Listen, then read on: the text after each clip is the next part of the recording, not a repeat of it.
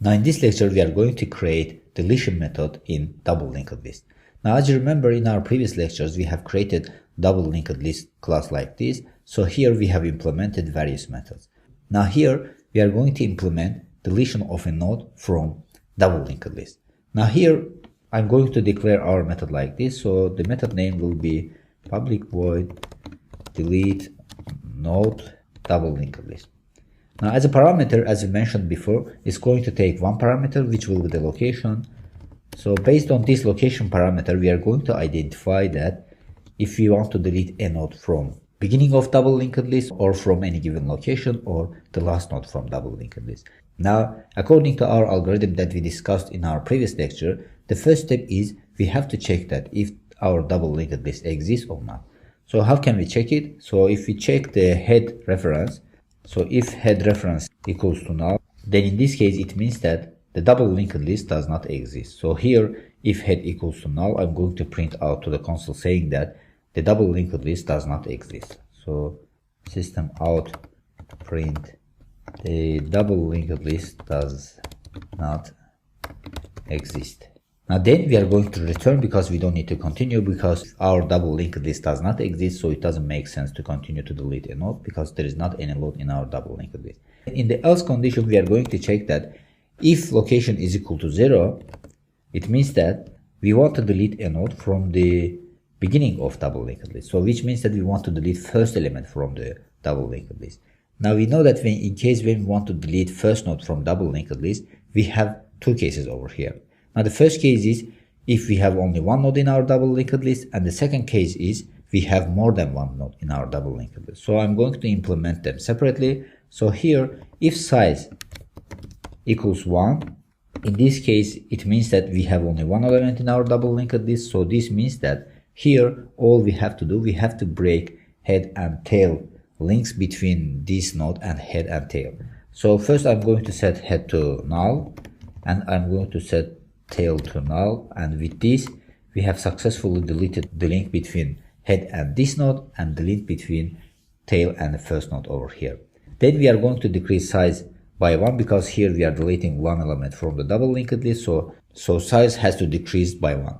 Now then in the else condition, we are going to implement the case in which we have more than one element in our double linked list. So this means that if we want to delete first element in our double linked list, so the conditions will go here. So in this case, all we have to do, we have to change head reference to point to the next node, and a previous reference of second node has to point to null. Because in case of double linked list, the first node's previous reference is null, and head always points to first node. So if you are deleting first node, so in this case, head has to point to the second node, and second node's previous reference has to be null. So in this case, I'm going to change head to set head next. So in head now we have first node's physical location. So if we access head.next, we are accessing the second node. So in this case, we are creating a link between head and second node. Then we are going to set the second node's previous reference to null, because in this case, if we set the head to head.next, in head now we have second node's reference. So this means that if I put head.previous, it is accessing the second node's previous reference, and we are setting it to null over here. Then I'm going to one more time decrease the size over here, because here also we are deleting an element from the double linked list.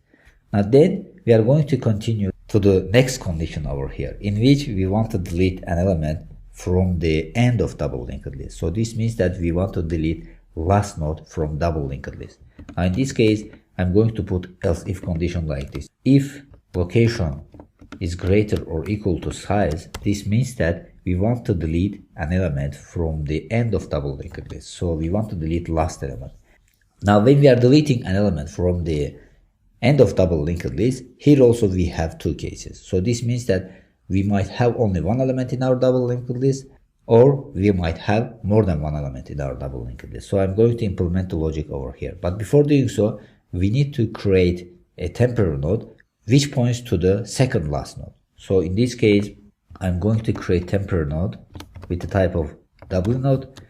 Then temporary node will be set to tail.previous. So with this, we are setting this temporary node second last node in the linked list. Then we are going to implement our conditions over here.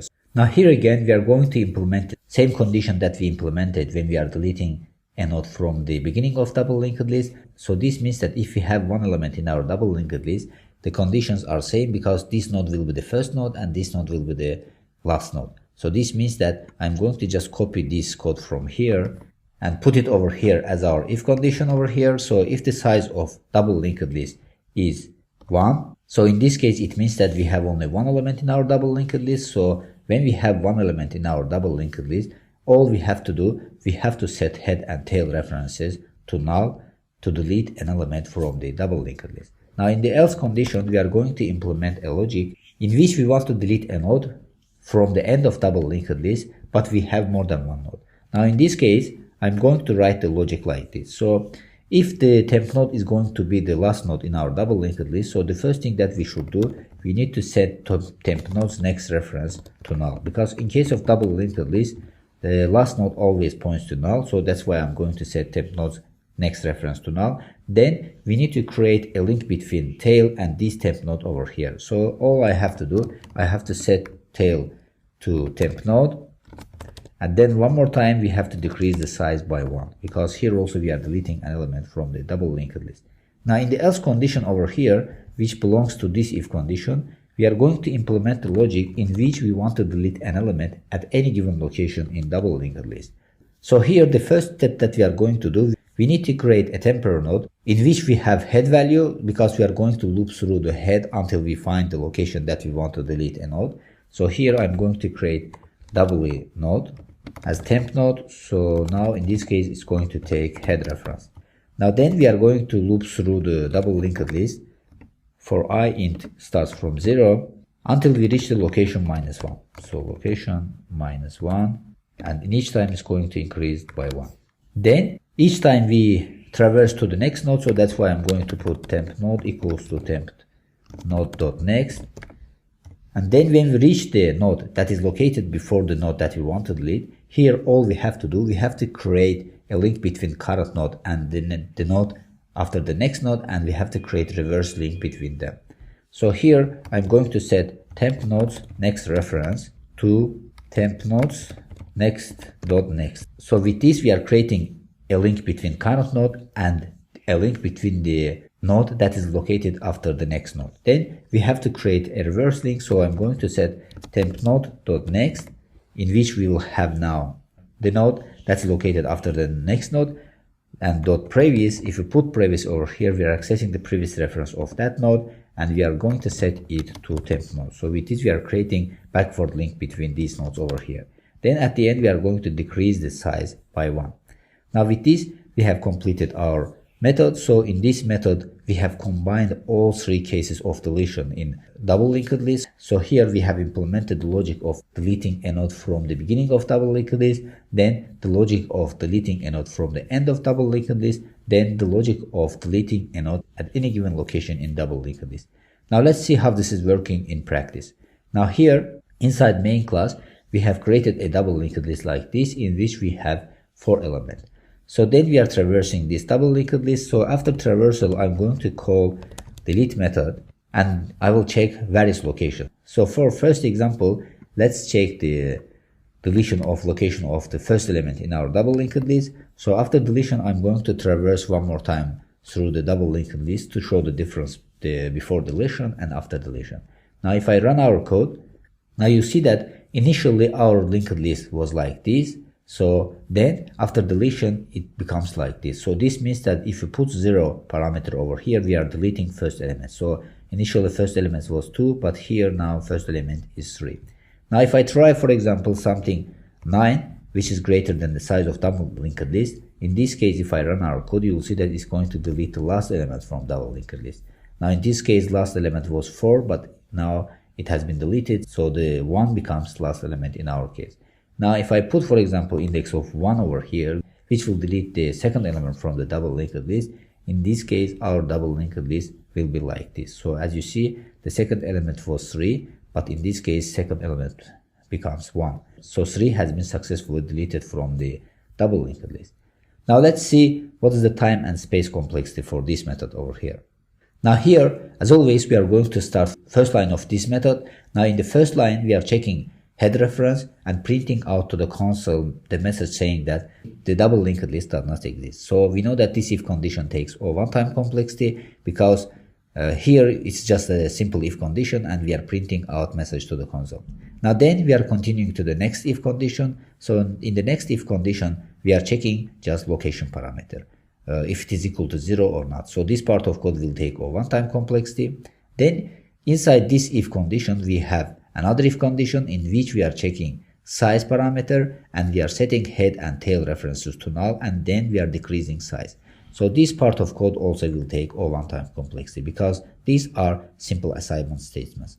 Now if we continue to the else condition of this if condition, we see that here also we are updating the references of head and previous reference of head, and we are decreasing size by 1. So this 3 line of code also will take O1 time complexity. Now if we continue to the next part of code, in the next part of code, we are checking that if location is greater than 0, then we are creating temporary node in which we will have second last node's reference. So this part of code also will take O1 time complexity because here also, as we said, we are just creating temporary node and this is a simple if condition over here. Now if you go to the inside of this if condition, we see that we have another if condition over here in which we have already said that this part of code takes O1 time complexity. So this means that this part of code also will take O1 time complexity. Now in the else condition, we are setting temporary node's next reference to null and tail to this temporary node, and one more time size decreased by 1. So this part of code also will take O1 time complexity.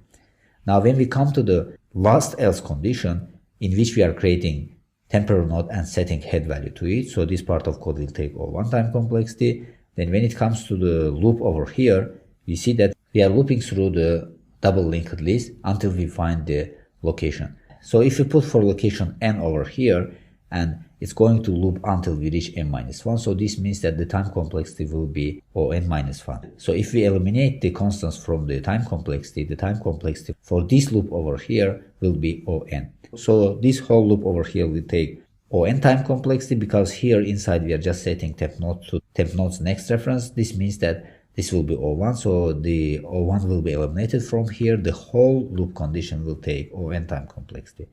Now if we continue to the last part of code, here we are updating the current node's next reference and then we are updating the next node's previous reference. So then at the end we are decreasing the size, so this 3 line of code will take separately O1 time complexity. So if we combine them, the time complexity for this 3 line of code will take O1 time complexity. Now if we combine all these complexities over here, we get O(n) time complexity because as I mentioned before, O(n) is dominant term over here, so O1 time complexities over here will be eliminated. Now the space complexity is O1 because in this case, each time whenever we are calling this method, we are just deleting a node from double linked list, so this means that this is not a time consuming operation. Now with this, we have come to the end of this lecture. So in this lecture, we have combined all 3 cases of deletion in double linked list in one method and we have implemented them in practice. Then we have checked that if it is working correct or not. So we have seen that everything works the way that we want. And at the end, we have learned what is the time and space complexity for this method over here. So hopefully everything is clear about this method. Now, see you in the next lecture.